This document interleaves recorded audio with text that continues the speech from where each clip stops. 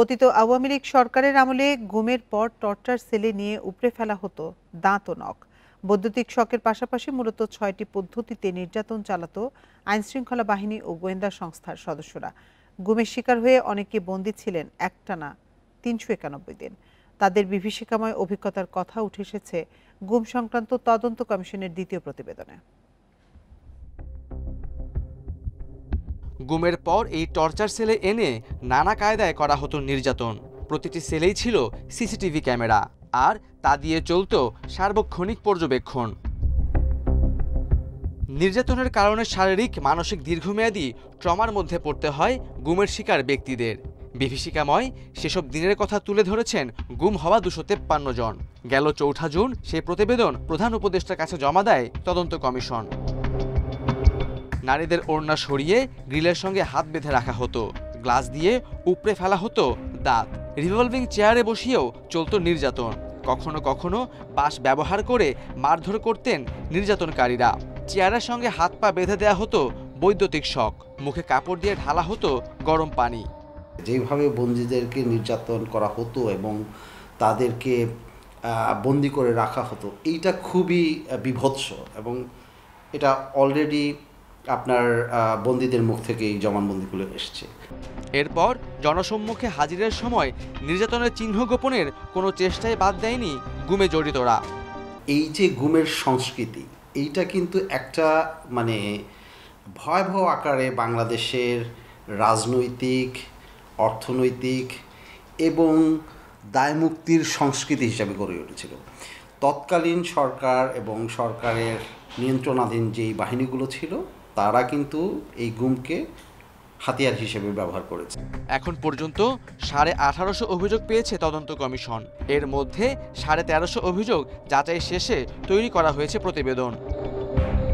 Khaled Raihan, Independent News, Dhaka.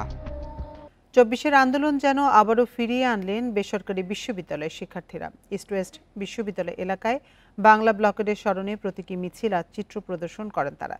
স্বৈরাচার বিরোধী স্লোগানে মুখর করে তোলেন সড়ক। তবে আন্দোলনের স্বপ্ন পূরণ হওয়া নিয়ে আক্ষেপ অনেকের।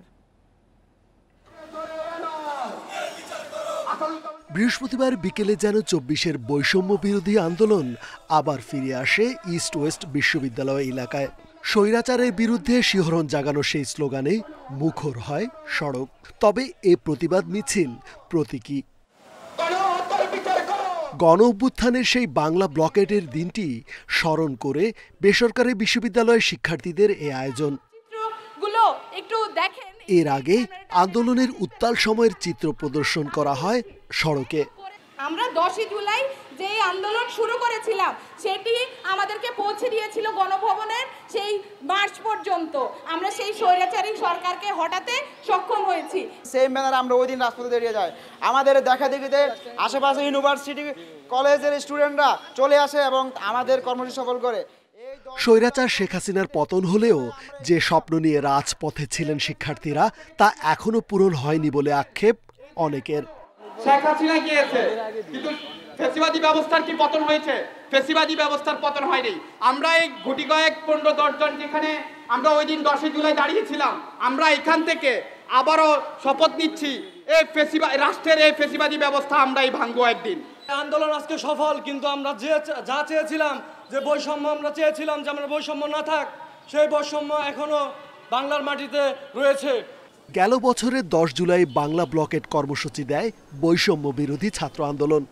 একাত্মতা ঘোষণা করে সেদিনই মাঠে নামে বেসরকারি বিশ্ববিদ্যালয়ের শিক্ষার্থীরা। রেজওয়ানুল হক, ইন্ডিপেন্ডেন্ট নিউজ, ঢাকা। অনেক রাজনৈতিক দল গণ অভ্যুত্থান স্বীকার করতে চায় না বলে মন্তব্য করেছেন জাতীয় নাগরিক পার্টি এনসিপির আহ্বায়ক নাহিদ ইসলাম। বৃহস্পতিবার বিকেলে নড়াইল শহরে পুরনো বাস টার্মিনালে সমাবেশে তিনি এ মন্তব্য করেন। বলেন, বিচার ও সংস্কার না করে এই নির্বাচন নিয়ে তড়িঘড়ি করছে সরকার ও রাজনৈতিক দল। বৈরী আবহাওয়া উপেক্ষা করে বৃহস্পতিবার দুপুরে মাগুরা শহরের ভায়না মোড়ে পথসভা করে এনসিপি। দলটির শীর্ষ নেতাদের পাশাপাশি বিভিন্ন অঞ্চলের নেতাকর্মীদের উপস্থিত ছিল চোখে পড়ার মতো। বিকেলে নড়াইল শহরের পুরনো বাস টার্মিনালে সমাবেশ করে এনসিপি।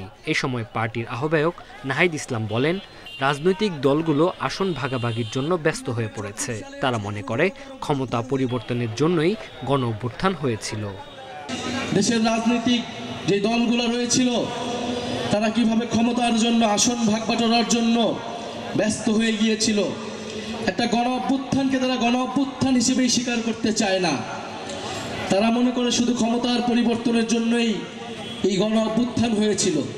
সমাবেশে এনসিপির দক্ষিণাঞ্চলের মুখ্য সংগঠক হাসনাত আব্দুল্লাহ বলেন, জনগণের কাছে রাজনীতিবিদদের জবাবদিহি করতে হবে। এ সময় নির্বাচন কমিশনের সমালোচনাও করেন তিনি। অতীতের যে রাজনীতিক যে ধারণা ছিল, যেই খেলা ছিল, সেই খেলার নিয়ম তো পাল্টাবই, খেলাকেও পাল্টে দিব। এই রাজনীতিবিদদের জন্য আমরা কঠিন করে অবশ্যই ছাড়ব। বৃষ্টি উপেক্ষা করে পদযাত্রা কর্মসূচি পালন করে এনসিপি। অংশ নেয় বিভিন্ন পর্যায়ের নেতাকর্মীরা। Tanzil Hasnat, independent news. পুরো জুলাই সনদ নয়, গণ অভ্যুত্থানের অংশটুকু সংবিধানে রাখা যেতে পারে বলে প্রস্তাব করেছেন বিএনপির স্থায়ী কমিটির সদস্য সালাউদ্দিন আহমেদ। বৃহস্পতিবার রাজধানীর ফরেন সার্ভিস একাডেমিতে জাতীয় ঐকমত্য কমিশনের বৈঠক শেষে তিনি একথা জানান। তবে নতুন সংবিধান প্রণয়ন এবং জুলাই ঘোষণাপত্রকে মূলনীতি ধরে রাষ্ট্র পরিচালনার আহ্বান এনসিপির।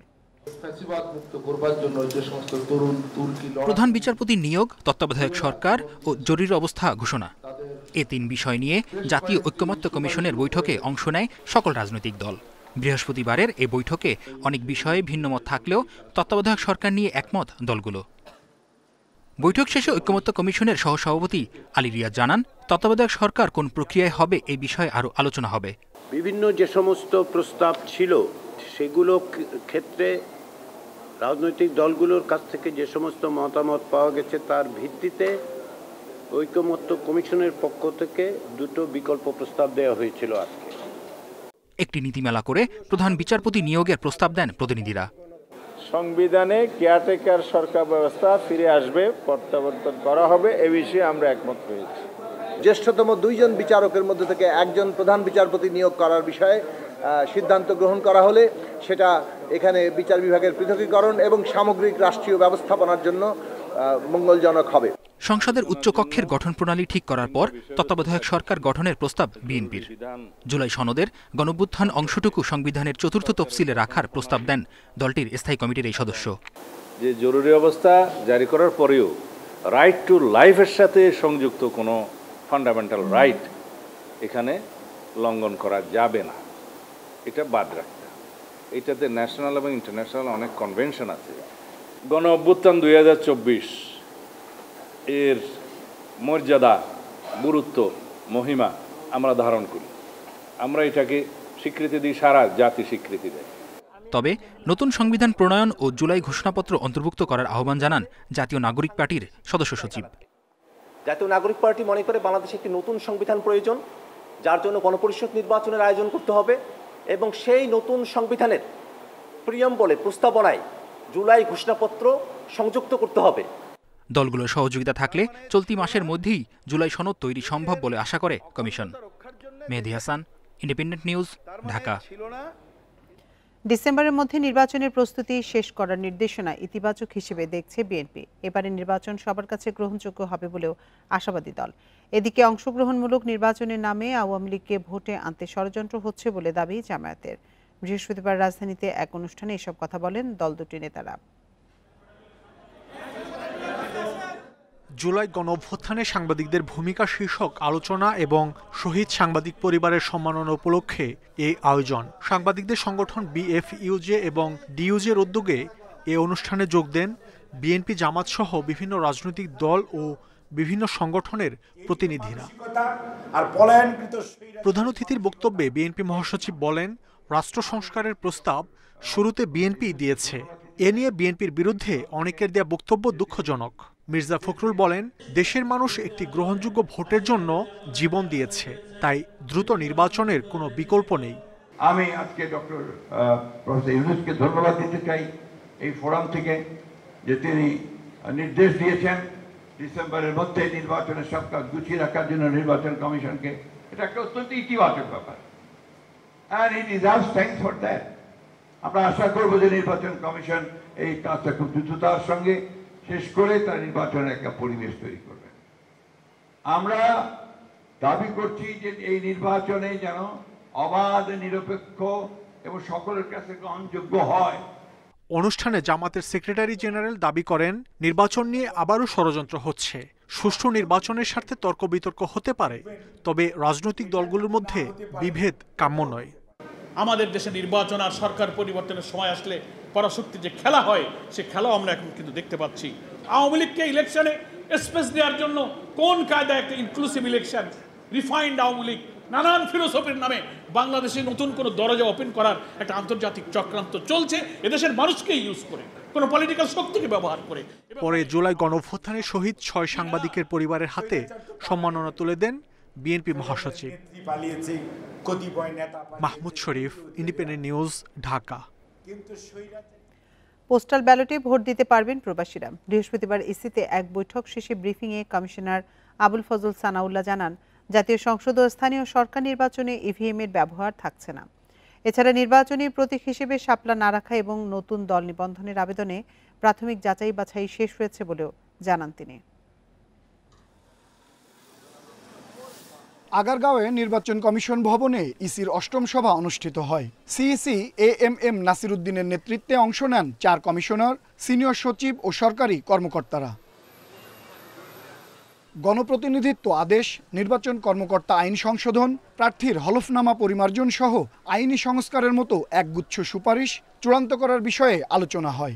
পরে সাংবাদিকদের সঙ্গে কথা বলেন নির্বাচন কমিশনার অবসরপ্রাপ্ত ব্রিগেডিয়ার জেনারেল আবুল ফজল মোহাম্মদ সানাউল্লাহ। বলেন, পোস্টাল ব্যালট পদ্ধতিতে ভোট দিতে পারবেন প্রবাসী ভোটারেরা। প্রবাসী বাংলাদেশিরা এবারে ভোট দিবেন এবং ভোটের পদ্ধতি হবে পোস্টাল ব্যালট। পোস্টাল ব্যালটে যে সীমাবদ্ধতা ছিল সেই সীমাবদ্ধতা কাটানোর জন্য এখন এই পোস্টাল ব্যালট পদ্ধতিটা হবে আইটি সাপোর্টেড পোস্টাল ব্যালট। জাতীয় সংসদ নির্বাচন ও স্থানীয় সরকার নির্বাচনে ইভিএম এর ব্যবহার থাকছে না বলেও জানান তিনি। আমরা শুরুতেই সিদ্ধান্ত নিয়েছিলাম যে জাতীয় নির্বাচনে ইভিএম ব্যবহার হবে না। আজকে আমরা চূড়ান্তভাবে সিদ্ধান্ত নিয়েছি এটা কোনো স্থানীয় নির্বাচনেও ব্যবহার হবে না। প্রতীক বরাদ্দের বিষয়ে কমিশনার জানান, নির্বাচনী প্রতীক হিসেবে শাপলাকে তালিকায় রাখেনি নির্বাচন কমিশন। নাগরিক ঐক্য আমাদের কাছে তাদের প্রতীক পরিবর্তন করে, যেটা তারা আইনগতভাবে করতে পারে, আরপিওতে দেওয়া আছে। আর 22শে জুন আবেদন করেছে আপনার নিবন্ধন প্রার্থী এনসিপি। সুতরাং দুটো দল এখানে করেছে। নির্বাচন কমিশন সব কিছু বিবেচনা করে শাপলা তালিকাভুক্ত করে নাই। এছাড়াও নতুন রাজনৈতিক দল নিবন্ধনের প্রাথমিক যাচাই বাছাই শেষ হয়েছে বলেও জানান তিনি। আনোয়ার সাদাত নূর, ইন্ডিপেন্ডেন্ট নিউজ, ঢাকা। প্রাথমিক তদন্তে অপরাধের সংশ্লিষ্টতা না পেলে আসামিকে খালাস দিতে পারবেন ম্যাজিস্ট্রেট। ফৌজদারি কার্যবিধিতে এই সংশোধন এনে প্রজ্ঞাপন জারি করেছে মন্ত্রণালয়। অধ্যাদেশে বলা হয়েছে, কোনো মামলায় তদন্ত কর্মকর্তার প্রাথমিক প্রতিবেদনে আসামির সংশ্লিষ্টতা থাকতে হবে। তা না হলে সংশ্লিষ্ট ম্যাজিস্ট্রেট ওই আসামিকে খালাস দিতে পারবেন। ভুয়া মামলায় গ্রেপ্তার ব্যক্তিদের ভোগান্তি থেকে রক্ষায় এ সংশোধন আনলো আইন মন্ত্রণালয়। গেল বছরের আগস্ট থেকে অনেককে ভুয়া মামলায় আসামি করার ঘটনায় দেশজুড়ে সমালোচনা হয়। এরই জেরে ফৌজদারি কার্যবিধি সংশোধনের ইঙ্গিত দিয়েছিলেন আইন উপদেষ্টা।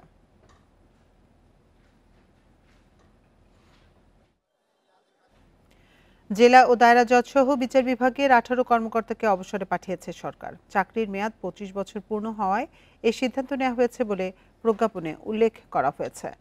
বৃহস্পতিবার রাতে এ সংক্রান্ত প্রজ্ঞাপন জারি করা হয়।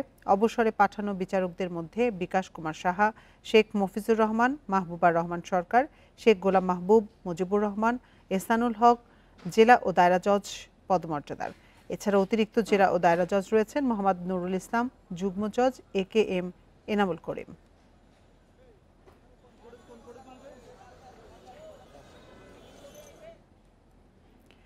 দুদকের মামলায় অর্থনীতিবিদ আবুল বারাকাতকে গ্রেপ্তার করেছে ঢাকা মহানগর গোয়েন্দা পুলিশ। বৃহস্পতিবার মধ্যরাতে ধানমন্ডির নিজ বাসা থেকে তাকে গ্রেপ্তার করা হয়। পরে তাকে নেওয়া হয় মিন্টো রোডের ডিবি কার্যালয়ে। এ সময় তার পরিবারের সদস্যরাও ডিবি কার্যালয়ে আসেন। ঋণ জালিয়াতি করে জনতা ব্যাংকের 297 কোটি টাকা আত্মসাতের অভিযোগে তার বিরুদ্ধে মামলা করে দুদক। একই মামলায় তার সঙ্গে বাংলাদেশ ব্যাংকের সাবেক গভর্নর আতিউর রহমান এবং জনতা ব্যাংকের সাবেক পরিচালক জামাল উদ্দিন আহমেদ সহ 23 জনকে আসামি করা হয়েছে। অধ্যাপক ডক্টর আবুল বারাকাত ঢাকা বিশ্ববিদ্যালয়ের অর্থনীতি বিভাগের সাবেক চেয়ারম্যান। 2009 সালে তিনি রাষ্ট্রায়ত্ত ব্যাংক জনতা ব্যাংকের চেয়ারম্যান হিসেবে দায়িত্ব পালন করেছেন। এছাড়া বাংলাদেশ অর্থনীতি সমিতির সভাপতি ছিলেন তিনি।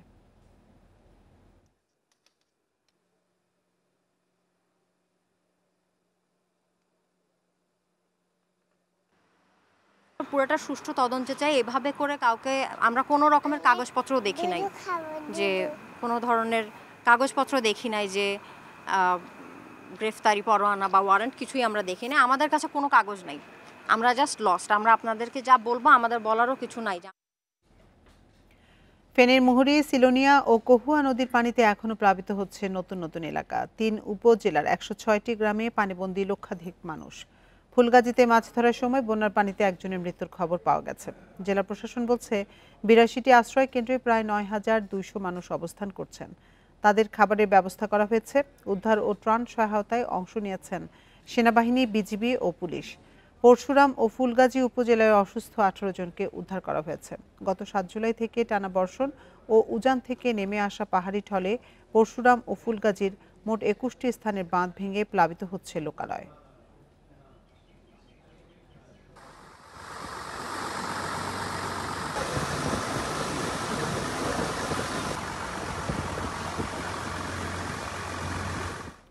এ নিয়ে বিস্তারিত জানাতে ফেনী থেকে আমাদের সাথে যোগ দিচ্ছেন সহকর্মী সমীর উদ্দিন। সমীর, পানি তো বিপদসীমার নিচে, তো এখনো নতুন নতুন এলাকা প্লাবিত হচ্ছে কেন, আর দুর্গত এলাকাগুলোর পরিস্থিতি কেমন দেখছেন? দেখো, আজকে সকাল থেকে কিন্তু পরিবেশ পরিস্থিতি ভালো আছে, রৌদ্র উজ্জ্বল আছে। আমি এখন আছি হচ্ছে মুন্সিরহাট আলী আজম সরকারি প্রাথমিক বিদ্যালয়ের মাঠে। এখানে আশ্রয়ণ কেন্দ্র খোলা হয়েছে। এখানে প্রায় 5টি আশ্রয়ণ কেন্দ্র এখনো এখানে মানুষ আছে। তবে কিছু কিছু মানুষ তাদের বাড়ি ঘুরে যাওয়ার জন্য চেষ্টা করছে। কারণ হচ্ছে তারা বলছে পরশুরাম এবং ফুলগাজীর দিকে কিছু অংশের পানি ধীর গতিতে নামলেও এটি এখন যে 22টি স্থান দিয়ে পানি বের হচ্ছে, এগুলো ফেনী সদর এবং ছাগলাইয়া উপজেলার নতুন নতুন গ্রামগুলো প্লাবিত হচ্ছে, যার প্রেক্ষিতে আসলে মানুষের দীর্ঘ এবং সীমাহীন কষ্ট রয়েছে। ফুলগাজী এবং পরশুরামের যে কষ্ট, সেটি আসলে এখন আজ বিকাল থেকে হয়তো চিত্রটি ফুটে উঠবে। আমরা দেখেছি যে পুলিশ, বিজিবি, নৌ সদস্যরা, সেনা সদস্যরা গতকালকে থেকে তাদের খাদ্য সহায়তা এবং উদ্ধার তৎপরতা যেটি তারা সেটি কার্যক্রম চালিয়েছে। আর মোবাইল অপারেটরের কথা বলা গেলেও নেটওয়ার্ক একেবারে কম, যেখানে ইন্টারনেট ব্যবহার করা যাচ্ছে না। এছাড়াও বিদ্যুৎ বিভাগের বেশ কিছু জায়গাতে প্রায় 20 থেকে মানুষের লাইন যেটি বন্ধ আছে, কারণ যে জায়গাগুলোতে ঝুঁকি আছে, ঝুঁকিগুলোতে লাইন দিলে কোনো দুর্ঘটনা ঘটে, সেই জন্য এই ঝুঁকিপূর্ণ লাইনগুলো বন্ধ করা হয়েছে। আর ফুলগাজী, ফেনী এবং পরশুরামের যে সড়ক, এই সড়কটি এখনো পানির মধ্যে আছে, কোথাও হাঁটু পরিমাণ, কোথাও কোমর সমান পানি। এখন আমি যেখানে আছি এটি হচ্ছে আলী আজম উচ্চ বিদ্যালয় কেন্দ্র, যেখানে আশ্রয় কেন্দ্র করা হয়েছে। সেখানে এখনো কোমর সমান পানি, চতুর্দিকে পানি। স্কুলের যে ভবন আছে, ভবনের দোতলায় কিন্তু নাগরিকদের যারা বানবাসী তাদেরকে দোতলা আশ্রয় নেওয়া হয়েছে। এইখানে তাদেরকে খাদ্য সহায়তা এবং অন্যান্য শুকনো খাবার, যেগুলো শুকিয়ে পানি, সেগুলো তাদেরকে সরবরাহ করা হচ্ছে। জেলা প্রশাসনের পক্ষ থেকে বলা হচ্ছে উপজেলাগুলোতে নির্বাহী কর্মকর্তা এবং অন্যান্যদেরকে প্রস্তুত করা হচ্ছে, যে কোনো দুর্যোগ মুহূর্তে তারা কাজ করবে। এটি ছিল আমার কাছে সর্বশেষ তথ্য। ফেনী থেকে বন্যা পরিস্থিতির সবশেষ তথ্য জানাচ্ছিলেন সহকর্মী সমীর উদ্দিন। গেল বছরের তুলনায় এবার মুহুরী ও সিলোনিয়া নদীর পানি বৃদ্ধির হার বেশি ছিল। পরশুরামে মাত্র 9 ঘন্টায় প্রায় 7 মিটার বেশি উচ্চতায় পানি প্রবাহিত হয়। আবহাওয়া অধিদপ্তর ও বন্যা পূর্বাভাস কেন্দ্র বলছে ফেনী সহ চট্টগ্রাম বিভাগে বন্যার পানি নামতে কিছুটা সময় লাগবে। শুক্রবার পূর্ণ চন্দ্রগ্রহণ থাকায় জোয়ারের পানি ভাটিতে ধীর গতিতে নামবে। জুলাইয়ে দক্ষিণ পূর্বাঞ্চলের মধ্যে সবচেয়ে বেশি বৃষ্টিপ্রবণ এলাকা নোয়াখালীর মাইজদি। সেখানে এ মাসে গড়ে বৃষ্টি হয় 790 মিলিমিটার, দ্বিতীয় সর্বোচ্চ ফেনীতে 730 মিলিমিটার। গেল কয়েক বছর ধরে ভারী বৃষ্টি ও উজানের ঢলে এই জেলায় বন্যা পরিস্থিতি খারাপ হচ্ছে। এবছরও 7 জুলাই থেকে ফেনীতে 2-3 দিন অতি ভারী বৃষ্টি হয়। 8 জুলাই মুহুরী সেলোনিয়া নদীর পানি বিপদসীমার উপর দিয়ে প্রবাহিত হয়। মুহুরী নদীর পানি 9 ঘন্টায় বৃদ্ধি পায় 13.85 মিটার। গেল বছর আগস্টে 27 ঘন্টায় 9 মিটার পানি বেড়েছিল। এবার অল্প সময়ে বেশি পানি প্রবাহিত হয়। যদি পানি বৃদ্ধির হার তুলনা করি তাহলে গত 24-এর বন্যা তুলনায়ও এবারের বন্যায় পানি বৃদ্ধির হারটা বেশি ছিল। তবে আমরা আশা করছি যে যেহেতু পানি এখন নেমে যাচ্ছে সেহেতু এটিতে ক্ষয়ক্ষতির পরিমাণ 24-এর তুলনায় অবশ্যই কম হবে। 24-এর বন্যাটা পানি তুলনামূলক ধীরে বৃদ্ধি পেলেও সে সময় সাগরে নিম্নচাপের উপস্থিতির কারণে এবং একই সাথে অমাবস্যার জনিত কারণে পানি হ্রাস পাওয়ার হারটা কম ছিল। ফেনী মুহুরী সিলোনিয়া নদীর পানিতে ভেঙেছে বাঁধ, শতাধিক গ্রাম প্লাবিত হয়েছে। বৃষ্টি কিছুটা কমলেও লোকালয়ের পানি নামতে সময় নেবে। শুক্রবার পূর্ণ চন্দ্রগ্রহণ থাকায় জোয়ারের পানি সহজে ভাটিতে নামবে না। ভরা কটালের কারণে চট্টগ্রামের উপকূলীয় এলাকায় পানি থই থই করার কারণে ফেনী ডুমুরি রিভার অথবা মাতামুহুরী রিভার দিয়ে যে রেটে পানির ডিসচার্জ হওয়ার কথা তা কিছুটা স্লোত বা কমে গিয়ে লোকালয়ে যে পানি প্রবেশ করেছে ফেনীতে সেটা বঙ্গোপসাগরে নেমে যাওয়ার রেটটা কিছুটা কমে যাবে। বন্যা পূর্বাভাস কেন্দ্র ও আবহাওয়া পূর্বাভাস বলছে 19 জুলাই থেকে বঙ্গোপসাগরে নিম্নচাপ দেখা দিতে পারে। তখন আবারও সারা দেশে ভারী বৃষ্টির সম্ভাবনা রয়েছে। Shahriar Anirban, Independent News, Dhaka. চেঙ্গি ও মাইনী নদীর নাব্যতা কমে যাওয়ায় এবং পাহাড়ি ঢল ও বৃষ্টিতে এবার 2 দফা বন্যার কবলে পড়েছে খাগড়াছড়ি। গত 3 দিনের বৃষ্টিতে নদীর বাঁধ ভেঙে প্লাবিত হয়েছে বিভিন্ন এলাকা। পলি পড়ে নদী ভরাট হয়ে যাওয়ায় অল্প বৃষ্টিতেই দেখা দিয়েছে বন্যা। তবে সংকট সমাধানে নেই তেমন উদ্যোগ। খাগড়াছড়ির চেঙ্গি ও মাইনী নদীর নাব্যতা কমে যাওয়ায় সামান্য বৃষ্টিতে উপচে পড়ে নদীর 2 তীর। গত জুন এবং চলতি মাসে পাহাড়ি ঢল ও টানা বৃষ্টিতে 2 দফা বন্যার কবলে পড়ে খাগড়াছড়ি। গত 3 দিনের বৃষ্টিতে বাঁধ ভেঙে প্লাবিত হয় অনেক এলাকা। পলি মাটি পরে ভরাট হয়ে গেছে, এটা খনন করতে হবে আগে। খনন করলে পানিগুলো দ্রুত চলে যায়। যদি সরকারের নতুন করে কোনো পদক্ষেপ নেয় বা কাজ করাই দেয়, খনন করে একটু গভীরতা বাড়ায় দেয়, পানি নিষ্কাশনের যে ব্যবস্থা করলে যেভাবে হয় সেভাবে করে দিলে হয়তো হইতে পারে। নদী আস্তে আস্তে বড় হয়ে যাচ্ছে, মাটি বড় হয়ে যাচ্ছে। নদী দিয়ে যেই পানি চলাচল করার দরকার ছিল সেই নদীটা ওই রকম খনন হচ্ছে না। রাস্তাটা মনে করেন আর 2-1 ঘন্টা করে পুরোপুরি চলে যাবে। আমাদের এখানে প্রায় সময় মনে করেন বৃষ্টি রাস্তাঘাট সম্পূর্ণ বন্ধ হয়ে যায়। বন উজাড় ও জুম চাষের কারণে মাটি ক্ষয়ে তা জমা হচ্ছে নদীর বুকে। এজন্য চিরসবুজ প্রজাতির বৃক্ষ বনায়নের পরামর্শ বন বিভাগের। স্থানীয় জনগোষ্ঠী তাদেরকে যদি এগ্রিকালচার প্রোডাকশনটা যদি আমরা পাহাড়ে না করে যদি সমতল ভূমিতে যদি উৎসাহিত করতে পারি এবং পাহাড়ি ভূমিগুলোকে আমরা বনায়নের আওতায় যদি আনতে পারি, এটা স্থানীয় জনগণ উপকৃত হবে। নদীর চেয়ে তীরবর্তী এলাকা নিচু হওয়ায় পানির চাপ ধরে রাখতে পারে না চেঙ্গি ও মাইনী। এজন্য নাব্যতা বাড়াতে খননের কথা জানিয়েছেন জেলা প্রশাসক। চেঙ্গি এবং মাইনী নদীতে আপনারা জানেন যে বিগত সময়গুলোতে সেভাবে ড্রেজিং না হওয়ার কারণে এখানে নাব্যতার সংকট দেখা দিয়েছে। আশা করছি যে খনন কার্যক্রমটা তারা শুরু করলে আমাদের এখানে নাব্যতার সংকট কেটে যাবে। পাহাড়ি নদীর পানি প্রবাহ স্বাভাবিক রাখতে দ্রুত ব্যবস্থা নেওয়ার দাবি জানিয়েছেন ভুক্তভোগীরা। Independent news.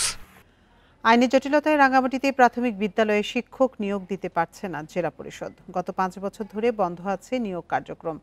প্রতি মাসে অনেক শিক্ষক অবসরে যাওয়ার পর শূন্য পদের সংখ্যা এখন প্রায় 1000। এতে ব্যাহত হচ্ছে শিশুদের পাঠদান কার্যক্রম। 1997 সালে পার্বত্য চুক্তির মাধ্যমে 3 পার্বত্য জেলায় শিক্ষক নিয়োগ ও পদায়নের দায়িত্ব পায় জেলা পরিষদ। পাহাড়ে এই চাকরিতে নিয়োগের জন্য বয়সসীমা নির্ধারণ করা হয় 40 বছর, কিন্তু 2020 সালে তা কমিয়ে 30 বছর করলে বাড়ে অসন্তোষ। এক পর্যায়ে বিষয়টি গড়ায় আদালতে। 5 বছর ধরে বন্ধ আছে শিক্ষক নিয়োগ কার্যক্রম। এমনকি এই সময় অনেকে অবসর নিলেও সেসব পদে আর কোনো শিক্ষক পদায়ন হয়নি। এতে পাঠদান ব্যাহত হওয়ার পাশাপাশি বাড়তি চাপে পড়েছেন শিক্ষকরা। শিক্ষক সংকট হলে আমাদের সঠিক পাঠদান তো হওয়া দূরের কথা, আমাদের খুব কষ্ট করে চালাতে হচ্ছে। এটা বিদ্যালয়গুলোতে যদি শিক্ষক পদ শূন্য থাকে আমাদের লক্ষ্যটা আমরা অর্জন করতে পারি না। অনেক স্কুলে 2 জন টিচার নিয়ে স্কুল চালাতে হচ্ছে। সচেতন মহল বলছে, সমস্যার সমাধান না হওয়ায় ক্ষতিগ্রস্ত হচ্ছে নতুন প্রজন্মের শিশুরা। এজন্য সরকারের হস্তক্ষেপ চেয়েছেন তারা। ব্যক্তিগত অভিমত হলো যে জেলা পরিষদের মাধ্যমে শিক্ষক নিয়োগ প্রক্রিয়াটি দ্রুত কার্যকরী করার মাধ্যমে এই এলাকার শিক্ষা সংকটকে দূরীভূত করা। শিক্ষক নিয়োগ জটিলতায় প্রাথমিক শিক্ষা কার্যক্রম চরম ব্যাহত হচ্ছে দাবি জেলা প্রাথমিক শিক্ষা কর্মকর্তার। যে কারণে নিয়োগটা বন্ধ আছে সেটি হলো যে মহামান্য হাইকোর্টে একটি রিট পিটিশন আছে। তো রিট পিটিশনের কারণে সেখানে মামলাটা থাকাতে এখানে নিয়োগ কার্যক্রমটা সম্পন্ন করা যাচ্ছে না, যার ফলে এটি আসলে পড়াশোনা এবং বিভিন্ন প্রাথমিক শিক্ষা কার্যক্রম ব্যাহত হচ্ছে স্বাভাবিকভাবেই। জেলায় 760টি প্রাথমিক বিদ্যালয়ে শিক্ষার্থী আছে প্রায় 50,000, তবে সহকারী শিক্ষক 602টি এবং প্রধান শিক্ষকের পদ খালি আছে 373টি। Independent news. উচ্চ সুদ ও করহার এবং রাজনৈতিক পরিবেশ নিয়ে অনিশ্চয়তায় দেশে কমছে সরাসরি বিদেশি বিনিয়োগ বা এফডিআই এর পরিমাণ। গেল অর্থ বছরের 10 মাসে এফডিআই এসেছে $91 কোটি, যা আগের অর্থ বছরের একই সময়ের চেয়ে $36 কোটি কম। ব্যবসায়ী ও অর্থনীতিবিদরা বলছেন, বিনিয়োগের সংকট ও চ্যালেঞ্জগুলো যেন ভবিষ্যতে না থাকে সেটি নিশ্চিত করতে হবে। পাশাপাশি বাড়াতে হবে অর্থায়নের সুযোগ। দেশে অস্থির রাজনৈতিক পরিস্থিতি ও ব্যবসায় মন্দার প্রভাবে কমেছে বিদেশি বিনিয়োগ। এমন পরিস্থিতিতে কমেছে শিল্পের উৎপাদন, পাশাপাশি বাড়ছে বেকারত্বের হার। সব মিলিয়ে আস্থাহীনতায় পড়েছেন বিনিয়োগকারীরা। বাংলাদেশ ব্যাংকের তথ্য মতে গেল 2024-25 অর্থবছরের জুলাই থেকে এপ্রিল 10 মাসে বিদেশি বিনিয়োগ এসেছে $91 কোটি, যা আগের অর্থবছরের একই সময়ে ছিল $127 কোটি। গত অর্থবছরের প্রথম 6 মাসে সরাসরি বিদেশি বিনিয়োগ এসেছে $21 কোটি। আগের বছরের প্রথম 6 মাসেই এসেছিল $33 কোটি। কেউ বলতে পারবেন যে অমুক চাইনিজ একটা গার্মেন্টস করেছে গত 8 মাসে, বা একটা স্পিনিং মিল করেছে, বা আমাদের সাথে পার্টনারশিপ করেছে। তারা কি বেকুব যে আমার সাথে পার্টনার হবে আন্ডার দি সার্কামস্ট্যান্সেস, যেখানে গ্যাস নাই, বিদ্যুৎ নাই, প্রতিনিয়ত কস্ট অফ ডুইং বিজনেস বেড়ে যাচ্ছে। অর্থনীতিবিদদের মতে আইন শৃঙ্খলার অবনতি এবং ব্যবসায় মন্দা থাকায় বাংলাদেশে বিনিয়োগ করতে ভরসা পাচ্ছেন না বিদেশি বিনিয়োগকারীরা। ব্যাংকের উচ্চ সুদহার ও করহার কমিয়ে উদ্যোক্তাদের অর্থায়নের সুযোগ বাড়ানোর তাগিদ তাদের। পলিটিক্যাল আনসার্টেনটি ফেব্রুয়ারি মার্চ থেকে কিন্তু অ্যাকচুয়ালি বাড়ছিল, আবার এই বছরের ইলেকশন হবে নাকি হবে না, কবে হবে। তো তা সত্ত্বেও এক্সচেঞ্জ রেটের স্টেবিলিটি আছে, এটা আমি মনে করি আরেকটা টার্ন অ্যারাউন্ড। আর ইনফ্লেশন আমি সেই জায়গাটায় এখনো আমাদের ভালো সাফল্য নেই। চলমান রাজনৈতিক অস্থিরতা, ব্যক্তি পর্যায়ে নিরাপত্তার ঘাটতি, এই বিভিন্ন কারণে যেটা হয়েছে যে ব্যবসায়ীরা এক ধরনের অনিশ্চয়তা ছিলেন, ফলে স্বাভাবিক যে ব্যবসা কর্মকাণ্ড সেটি যেমন বিঘ্নিত হয়েছে শুরুর দিকে অনেক বড়ভাবে, যদিও পরবর্তীকালে সেটা কিছুটা হলে স্থিতিশীল হয়েছে, কিন্তু নতুন বিনিয়োগ যেটা দেশীয় বিনিয়োগ বলি বা বৈদেশিক বিনিয়োগ বলি, দুই জায়গাতেই খুব উল্লেখযোগ্য কোনো ইতিবাচক পরিবর্তন হয়নি। বিশ্লেষকদের মতে দেশের রাজনৈতিক স্থিতিশীলতা এলে বিনিয়োগ বাড়বে, পাশাপাশি বিদেশি বিনিয়োগকারীরাও উৎসাহিত হবে বলে মনে করেন তারা। Amirul Islam, independent News, Dhaka. ঋণ জালিয়াতি ও লুটপাটের মাধ্যমে 15 বছরে ব্যাংক খাত ধ্বংসের অভিযোগ অনুসন্ধানে মাঠে নেমেছে দুদক। এমন ঋণ সম্পর্কে 23 ধরনের তথ্য চেয়ে কেন্দ্রীয় ব্যাংককে চিঠি দেওয়া হয়েছে। একই সঙ্গে সাবেক 3 গভর্নরের বিষয়েও নথি তলব করেছে কমিশন। বৃহস্পতিবার বিকেলে দুদকের উপপরিচালক আক্তারুল ইসলাম এসব তথ্য দেন। 2009 সালে পুনর্তফসিলের মাধ্যমে খেলাপি ঋণ নিয়মিত করার সুবিধা চালু করে আওয়ামী লীগ সরকার। এই ব্যবস্থায় ঋণের একটি ছোট্ট অংশ পরিশোধ করেই খেলাপির তকমা এড়ানো যায়। এতে ব্যাংক খাতে দৃশ্যত ঋণ খেলাপি থাকে না, তবে বাড়তে থাকে কুঋণের পরিমাণ। এভাবে কুঋণ দাঁড়িয়েছে প্রায় 4,20,000 কোটি টাকার বেশি। আর এই সুবিধা পায় অ্যাসালম, বসুন্ধরা, অরিয়ন, যমুনা, কেয়া সহ অনেক গ্রুপ। এসব ঋণের 23 ধরনের তথ্য চেয়ে কেন্দ্রীয় ব্যাংকে চিঠি দিয়েছে দুদক। পাশাপাশি সাবেক গভর্নর আতিউর রহমান, ফজলে কবির ও আব্দুর রউফ তালুকদারের সম্পর্কেও তথ্য চেয়েছে সংস্থাটি। সাবেক গভর্নর আতিউর রহমান সহ অন্যান্যদের বিরুদ্ধে অনিয়ম, ঋণ খেলাপি, নীতি ছাড় দিয়ে রিজার্ভ চুরি, হলমার্ক কেলেঙ্কারি সহ অনেকগুলো বিষয়ে সকল দপ্তরে অনুসন্ধানের স্বার্থে সকল দপ্তরে অনুসন্ধানের কর্মকর্তা যেখানে যেখানে প্রয়োজন মনে করেন সেই জায়গাগুলোতে আসলে চিঠিপত্র প্রেরণ করেন। এছাড়া মহাখালী ডিএনসিসি হাসপাতাল নির্মাণে ৩,৩০,০০,০০০ টাকা আত্মসাতের অভিযোগে প্রকল্প পরিচালক ইকবাল কবির সহ ২ জনের বিরুদ্ধে মামলা হয়েছে। ৩,৩০,৬১,০০০ টাকার বেশি তৎকালীন প্রকল্প পরিচালক ডাক্তার ইকবাল কবিরের প্রত্যক্ষ মদদে SRS design and production limited এর স্বত্বাধিকারী মোহাম্মদ সাইফুর রহমান উত্তর সরকারি অর্থ আত্মসাৎ করার চেষ্টা করেছেন। এদিকে টিআর ও কাবিখার নামে অর্থ লোপাটের অভিযোগে সাবেক এমপি নুরুন্নবী চৌধুরী শাওনসহ ১৮ জনের বিরুদ্ধে মামলা করা হয়েছে। রিশাদ হুদা, ইন্ডিপেন্ডেন্ট নিউজ, ঢাকা। কয়েক দফায় নীতিমালা করেও টাঙ্গুয়ার হাওরকে পরিকল্পিত পর্যটনের আওতায় আনতে পারছে না প্রশাসন। পর্যটকবাহী হাউসবোটগুলোকে নির্ধারিত রুট ব্যবহারে বাধ্য করা যাচ্ছে না। এতে ক্ষতি হচ্ছে ফসলি জমি ও অস্থায়ী বাঁধের, কমছে হাওরের মাছ পাখি। টাঙ্গুয়ার হাওরের ভেতরে ইঞ্জিন চালিত নৌযান প্রবেশ করবে না, ওয়াচ টাওয়ার এলাকায় গান বাজনা করা যাবে না, এমন মাইকিং করা হচ্ছে হাওরের প্রবেশ মুখে।